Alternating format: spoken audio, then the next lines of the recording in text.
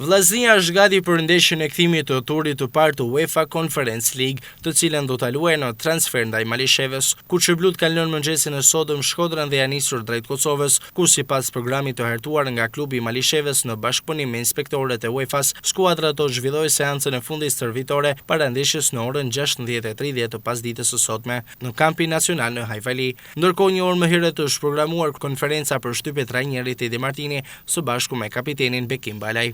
Sa i përket skuadrës kundërshtare, Malisheva ka zhvilluar seancën e fundit stërvitore para ndeshjes me Vllaznin në orën 9:00 të mëngjesit të sotëm. Për teknikun Kuçeblu Edi Martini, Vllaznia ka një armë më shumë në këtë ndeshje të dytë, bëhet fjalë për Ensa Artafilin, i cili ndryshe nga ndeshja e parë në Shkodër, ku nuk u aktivizua për shkak të pezullimit me karton të marrë një vit më parë në ndeshjen ndaj Vikingur në Kupat e Europës, nesër do të jetë në dispozicion të skuadrës. Vllaznia doli fituese e takimit të parë të luajtur në stadiumin Loro Boriçi me rezultatin 2-1. Përgjithsisht, trajneri beson formacionin fitues në ndeshjen pasuese, por me shumë gjasa për sfidën në kampin nacional në Hajfali, trajneri Martini mund të bëjë një përjashtim duke aktivizuar Tafilin që nga minuta e parë. Sa përket futbollistëve të tjerë të cilët Vllaznia i ka zyrtarizuar dhe që nuk u lejuan të luanin ndeshjen e parë për shkak të bllokimit të merkatos, e njëjta situatë vjen të mbetet në fuqi edhe për këtë sfidë në pritje të një vendimi të ri.